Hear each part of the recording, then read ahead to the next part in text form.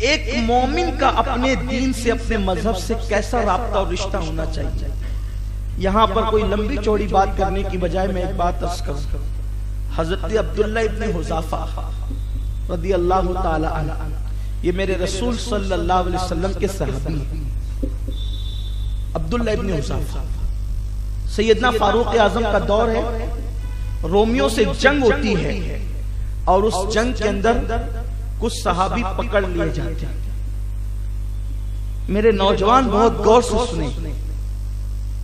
کچھ صحابیوں کو پکڑ لیا جاتا ہے. ان میں صحابی رسول حضرت سیدنا عبداللہ ابن حذافہ رضی اللہ تعالیٰ عنہ بھی تھے. حضرت عبداللہ ابن حذافہ کو جب صحابہ سمیت اور نوجوان مجاہدین سمیت پکڑ لیا گیا تو رومیوں کا جو بادشاہ تھا شاہ روم، اس کو بڑی تمنا تھی کہ میں رسول اللہ صلی اللہ علیہ وسلم کے کسی شاگرد کی زیارت کروں. تو اس کے جاسوسوں نے بتایا کہ یہ جو نوجوان ہے جس کا نام ابن حذافہ ہے، عبداللہ ابن حذافہ ہے، یہ محمد عربی روح فدا صلی اللہ علیہ وسلم کا صحابی. وہ چبوترے پہ بیٹھ کر، صفہ پر بیٹھ کر محمد عربی صلی اللہ علیہ وسلم نے جو انسان بنائے ہیں ان میں سے ایک یہ بھی ہے. حضرت عبداللہ ابن حذافہ رضی اللہ تعالیٰ بڑے خوبصورت اور حسین و جمیل تھے. آپ کے حسن و جمال کو دیکھ کر وہ بہت متاثر ہوا، لیکن چونکہ قیدی کی حیثیت سے عبداللہ ابن حذافہ کو لایا گیا تھا. آپ کے ہاتھوں میں ہتھکڑیاں تھیں، آپ کے پیروں میں بیڑیاں تھیں، اور باقی کے سارے مجاہدین کو جو ہے وہ قید میں رکھا گیا تھا. عبداللہ ابن حذافہ کو جب شاہ روم کے سامنے لا کر کے کھڑا کیا گیا تو شاہ روم عبداللہ ابن حذافہ سے ایک سوال کرتا ہے، اے مسلمان نوجوان، میں تجھے اپنی آدھی سلطنت دے دوں گا، کیا تو مذہب اسلام چھوڑ کر کے عیسائی ہو سکتا ہے؟ حضرت عبداللہ ابن حذافہ فرماتے ہیں، تو آدھی سلطنت کی بات کرتا ہے، اگر تو دنیا کی ساری نعمتیں دے دے اور مجھ سے کہہ کے میں محمد عربی صلی اللہ علیہ وسلم سے اپنے تعلق کو توڑ لوں تو یہ مجھ سے نہیں ہو سکتا. ساری دنیا کی دولت لے کر بھی، ساری دنیا کی نعمت لے کر بھی، ساری دنیا کی حکومت لے کر بھی میں اپنے نبی سے اپنے رشتے کو نہیں توڑ سکتا. جب اس نے یہ سنا، اور خلاف توقع بات تھی، اس لیے کہ روم کی آدھی سلطنت کوئی چھوٹی موٹی سلطنت نہیں تھی، اور وہ بھی ایک انسان جو ہتھکڑیاں باندھ کر کے کھڑا ہوا ہے، پیروں میں بیڑیاں پڑی ہوئی ہے، کوئی پرسان حال نہیں، وطن میں کوئی رشتہ دار نہیں، وطن سے بے وطن ہے، غربت کا عالم ہے، اور ایسے عالم میں وقت کا تاجدار، وقت کا بادشاہ عبداللہ ابن حذافہ سے کہتا ہے، اے عبداللہ، تو محمد عربی روح فدا صلی اللہ علیہ وسلم کا دامن چھوڑ دے. روحی فدا میں کہہ رہا ہوں، لیکن اس نے تو کہا کہ محمد عربی کا دامن چھوڑ دے. تو ابن حذافہ کہتے ہیں، تو ساری کائنات کی دولت دے دے پھر بھی میں یہ نہیں کہہ سکتا. جب یہ انداز اس نے سنا تو پھر اس نے کہا، اگر تو یہ کرنے کے لیے تیار نہیں ہے تو پھر تو مرنے کے لیے تیار ہو جا. عبداللہ ابن حذافہ یہ سنتے ہیں تو مسکرانے لگتے ہیں. آپ کے لبوں پر مسکراہٹ آ جاتی ہے. اس نے کہا کہ اس نوجوان کو سولی پر چڑھا دو، لیکن سولی پہ چڑھانے سے پہلے چاروں طرف سے اس پہ تیروں کی بوچھار کر دو تاکہ اس کو اتنے زخم آئے کہ ان زخموں کی وہ تاب نہ لا سکے. عبداللہ ابن حذافہ مسکراتے ہیں اور مسکرا کر کے فرماتے ہیں، مومن موت سے ڈرا نہیں کرتا، ہم تو موت کو سینے سے لگاتے ہیں اس لیے کہ زندہ رہتے ہیں تو بحیثیت غازی کے، اور مر جاتے ہیں تو اللہ شہادت کا مقام عطا فرماتا ہے. اور ہمارے یہاں شہید مرتا نہیں ہے بلکہ وہ ہمیشہ کے لیے حیات پا جاتا ہے، ہمیشہ کے لیے زندہ ہو جاتا ہے. میرے پیارے آقا صلی اللہ علیہ وسلم کے پیارے دیوانوں، اس نے سوچا اس نوجوان کو اتنی آسانی کے ساتھ سر نہیں کیا جا سکتا، اس کو اتنی آسانی کے ساتھ مطیع اور فرما بردار نہیں کیا جا سکتا. تو اس نے عبداللہ ابن حذافہ کے سامنے موت کا ایک منظر دکھانے کے لیے کہا کہ ایک کام کرو، اس نوجوان کو پہلے دکھاؤ موت کسے کہتے ہیں. اس نے کیا کیا کہ اس نے کڑھائیاں منگائی، اور بڑی کڑھائی منگانے کے بعد اس کے اندر تیل بھر دیا اور نیچے سے آگ لگا دی. حضرت سیدنا عبداللہ ابن حذافہ رضی اللہ تعالیٰ عنہ کہتے ہیں کہ وہ تیل سے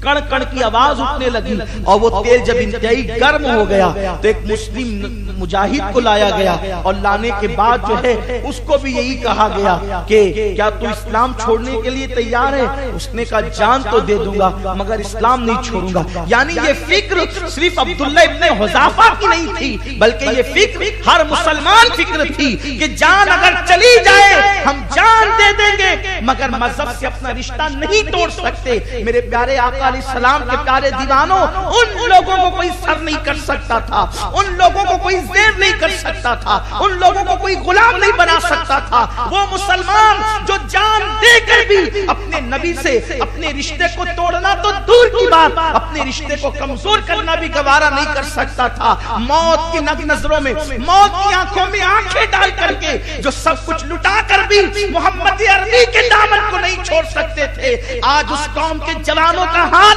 یہ ہو چکا ہے کہ وہ گانوں کی دہلیز پر اپنے ایمان کا سودا کر رہے ہیں، وہ فلموں کی دہلیز پر اپنے ایمان کا سودا کر رہے ہیں، وہ انٹرنیٹ کی عریانیت پر اپنے عقیدے کا سودا کر رہے ہیں، وہ انٹرنیٹ کی گندگی پر اپنے ایمان کا سودا کر رہے ہیں. مجھے بتاؤ کون سا وہ جرم اور گناہ ہے جو قوم مسلم کے اندر موجود نہیں ہے؟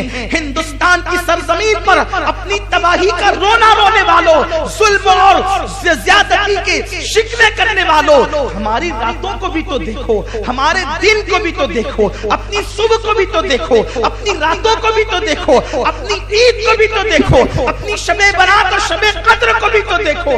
ہمارا حال کیا ہو گیا ہے؟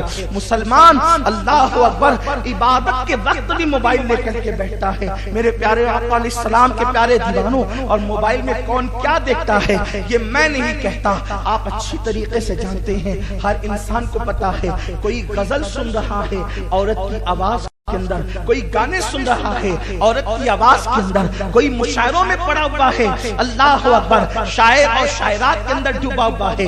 مجھے بتاؤ اللہ اکبر جب قوم اس قدر رب تبارک و تعالیٰ کی نافرمان ہو جائے، لوگوں کے دلوں سے دین نکل جائے، عظمت دین نکل جائے، دین کی قدریں نکل جائے، پھر اس قوم کو تباہ نہ کیا جائے گا. امام نے اس رسالے میں یہی آیت لکھی، ان اللہ لا یغیر ما بقوم حتی یغیر ما بانفسہم. اللہ پاک اس وقت تک کسی قوم کو گردش میں نہیں ڈالتا، اس وقت تک کہ کسی قوم کو گردش کے اندر نہیں ڈالتا جب تک کہ وہ قوم خود اپنے حالات کو تبدیل نہ کریں. یعنی جب انسان بدلتا ہے تو اس کے حالات بدلتے ہیں، جب انسان کا عمل بدلتا ہے اس کے حالات بدلتے ہیں. جو قوم عید کے موقع پر بھی زنا کے اڈوں کو آباد کرے، جس قوم کے نوجوان جو ہے وہ عید کے موقع پر بھی زنا کے اڈوں پر جائے، اس قوم کو راحت کیسے ملے گی؟ اس قوم پر ظالم حکمران مسلط ہوں گے تو پھر کون مسلط ہوگا؟ میرے پیارے آقا علیہ السلام کے پیارے دیوانوں، عبداللہ ابن حذافہ کے سامنے اس صحابی کو جب کہا کہ چھوڑ دو محمد عربی کا دامن، اس نے کہا جان تو دوں گا لیکن دین نہیں چھوڑ سکتا. اور آج اپنا حال یہ ہے سب چھوڑ 500 روپے ملے گا تو الیکشن کے موقع پہ بک بھی جائیں گے. کون کا یہ حال؟ 200-500 روپے ملیں گے تو اپنے مسلمانوں کے خلاف مخبری بھی کر دیں گے. یہ مسلمانوں کا حال.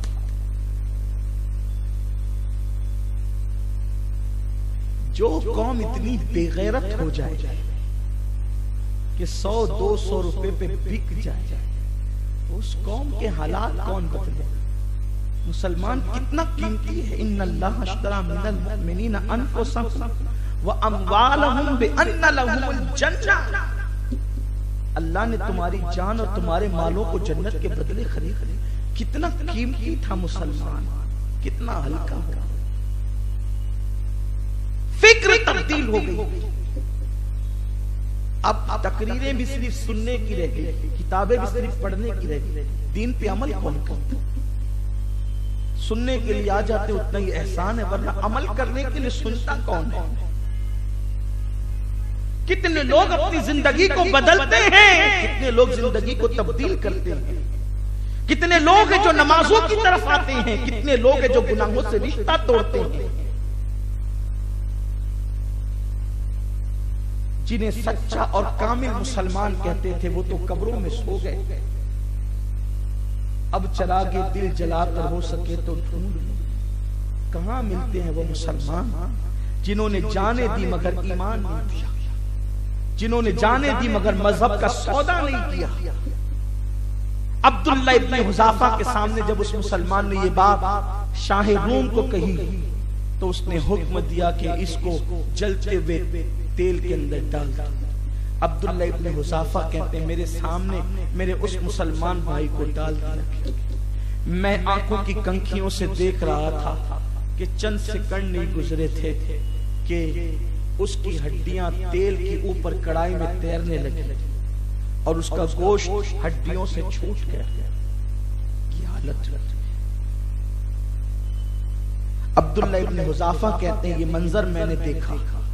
اس کے بعد روم کے بادشاہ نے کہا عبداللہ دیکھا اس منظر، اب تو بھی مرنے کے لیے تیار ہو جائے یا پھر اسلام چھوڑنے کے لیے تیار ہو جائے۔ عبداللہ ابن حذافہ نے کہا کہ مرنا منظور ہے، اسلام چھوڑنا منظور نہیں۔